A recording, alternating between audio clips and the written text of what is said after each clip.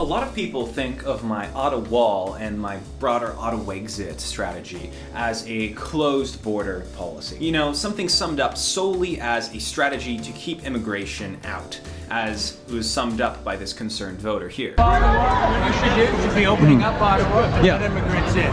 Yes, no, I agree. And then we build the wall, right? No, we don't build a wall. Well, at what point does the wall come in? But I'm an anti-centrist, and that means I always strive to make sure that my policy proposals exist on both ends of a spectrum simultaneously, which means that when I'm advocating for completely closed borders, I am also advocating for the opposite of completely closed borders. Now, what is the opposite of completely closed borders? Well, the opposite of 100 isn't 0, it's negative 100. What do I mean by this? My policy is closed borders, yes. But it's also negative borders. Negative borders, you ask. How on earth do we have negative borders? Well, whereas a weak border lets in lots of migrants, and a strong border lets in few migrants, negative borders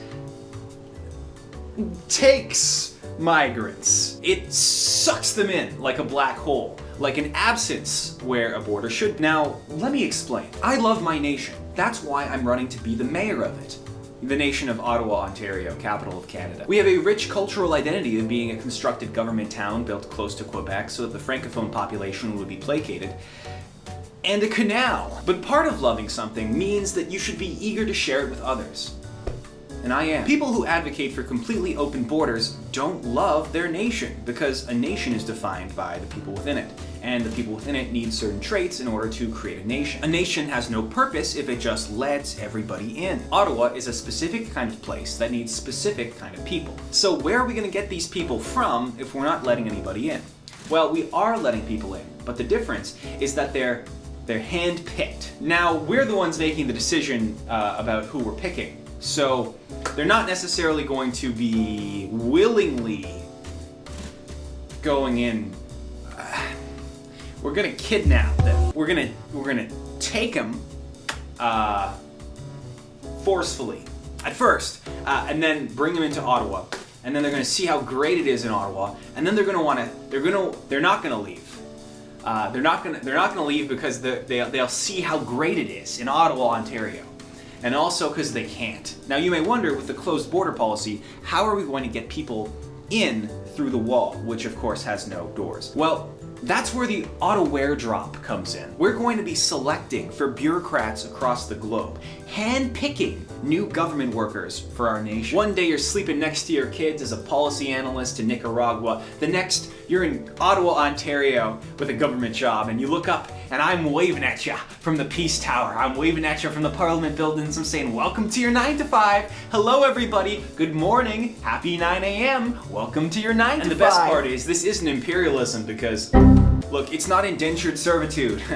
Okay? It's indentured public servitude. It's a border black hole. And soon, the entire world will become a part of Ottawa, Ontario, as we auto-annex this and auto-airdrop these people into our bureaucracy, growing stronger and stronger, bigger and bigger, until the entire world is underneath our borders, the new borders of a new nation, a nation of the world.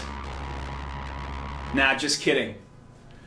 Nah, the wall is about climate refugees. It's just about climate refugees, really. It's about the 1 billion climate refugees. Have I talked about Ren? Have we talked about Ren recently?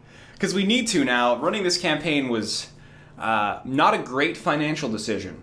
So we got to talk about Ren. Hey guys, have you ever wanted the liberal version of Catholic indulgences? I'm so full of sin, I need to give 10% of my income to the church. Have you heard of effective altruism and thought to yourself, maybe this'll help me sleep? Then you gotta try Ren. Ren helps you offset your personal carbon footprint by giving you a quick survey and then calculating how much CO2 you use per year and then telling you how much money you'd have to pay in order to offset that CO2. But I've heard of carbon offsets, and they're bad. What should we do instead? Post 60,000 times on Twitter. That's ridiculous, straw man. You should actually become so disillusioned with the idea of making anything better ever that we start agreeing with the climate deniers because we're so black-pilled, we just think there's nothing you can do about anything, so it's time to start hoarding resources and building a big wall. That's what we should do. That's pretty dark. I thought I was supposed to be the straw man here.